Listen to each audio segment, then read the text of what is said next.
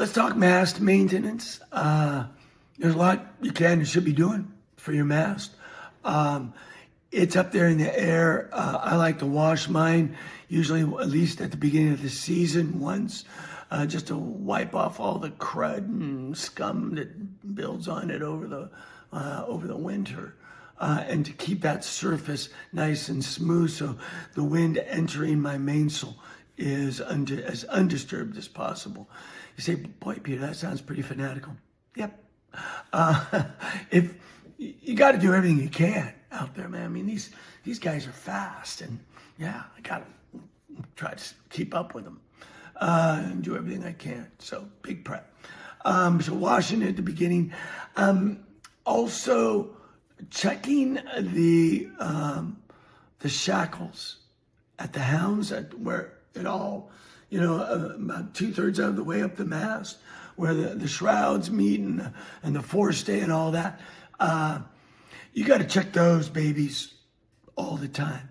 And some of the shackle pins, so if this is a shackle, and here's the pin, some of the shackle pins will have a hole on the pin, at the head of the pin.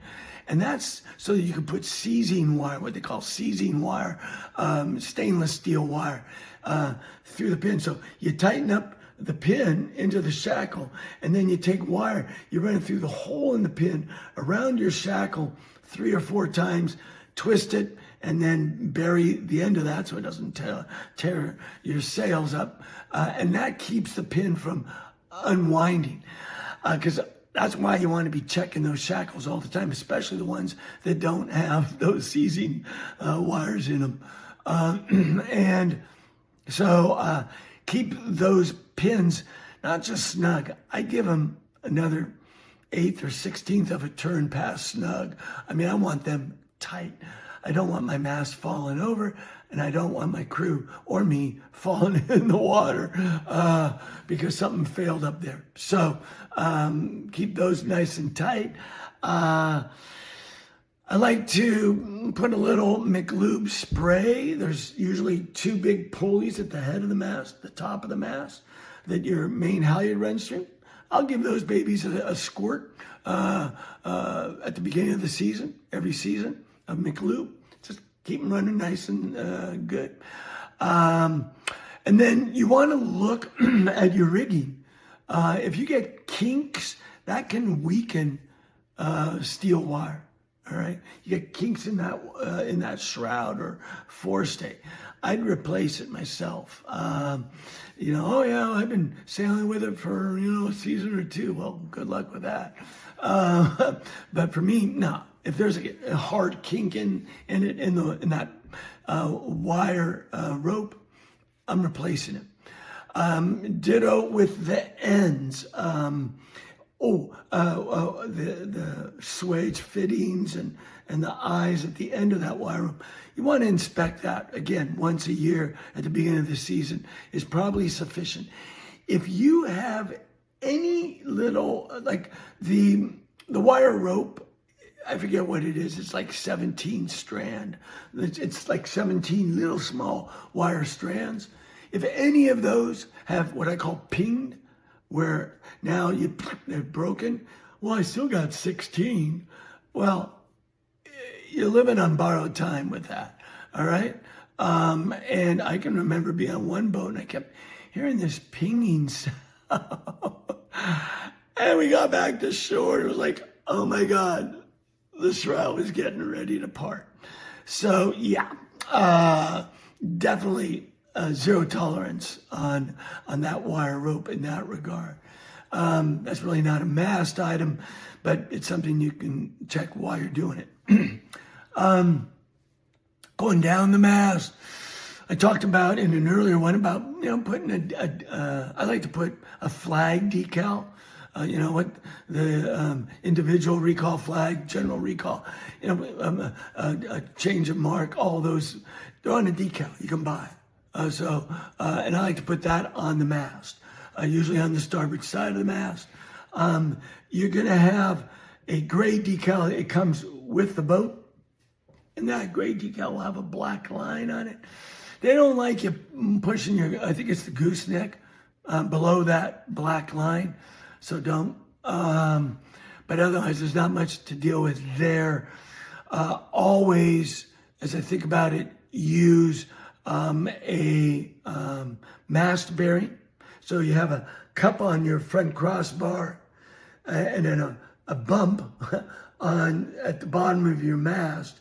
That bump goes into the cup and they mate like that, and that allows it to rotate like that. Well, you need a mast bearing. A piece of Teflon. Hobie Cat makes these little, about that size actually, a couple inches wide diameter Teflon chips. And I like to kind of preform mine down into the cup before I lift my main into position, try to shape it. And then after you do have the mast fully attached, I look down into that junction right there to make sure that my mast chip hasn't squirted out and I'm seeing half of that mast chip sticking out, and it'll do that. And so just make sure you want to do that every time. Just make sure that your mast chip is working.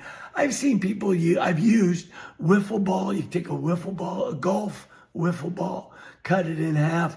It's a poor man's mast chip, but it doesn't have the sliding of a mast chip. I think you can 3D print those puppies now. The best, in my opinion, are these 3D printed, and they're these cups, Teflon, black, I think, or carbon, and then they have a little nipple down here. And what you do is you can drill a hole. So if you look down in the cup on the front crossbar of your mast, if you look down in there, you'll see the dolphin striker coming up right in the middle of that cup. I mean, that's what the cup basically screws onto. And if you drill a hole just forward of that dolphin striker, that nipple will fit.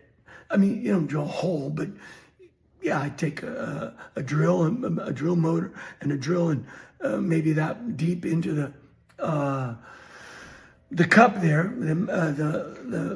I lose track of these names, but anyhow, and now that nipple for that's part of that bushing will fit in there so it won't squirt. Although I've broken off those nipples too with a lot of mast tension, halyard tension, so be careful of that. Back to mast maintenance. I would check my downhaul cleat, make sure that it's not loose. There's nothing like asking your crew to put on some downhaul and watch that cleat slide up the mast right before the start of a race. Not that that's ever happened to me. But so make sure that that's all nice and tight. Yeah, that's about it, really. I mean, you've got, nowadays, we're putting what we call power packs on our masts, which allows for in-race adjustment of our jib halyard. If you don't know what I'm talking about, ask somebody. But basically, it comes with a couple of different blocks. And yeah, you can squirt those with some McLube too. But otherwise, I can't think of anything else on the mast. In summary, starting from the top, those two shivs at the top at the masthead, squirt those once a season with some McLube. Going down where the hounds are, where the shrouds and the forestay meet, check those shackles. They are important. Check your wire rope. Make sure there's no pinging, what I call pinging or breakage going on with that. Moving down further, let me see. You've got the power pack shackles. You can squirt those with some McLube once a year, or more often if you want. Check your downhaul cleat. Make sure that it's the cleat that's below the mast, and then And then also use a mast bearing chip. That's what they're called, mast bearing or mast chip in your in that cup. I forgot the name of it on the front crossbar. I think that's all of it. Thanks.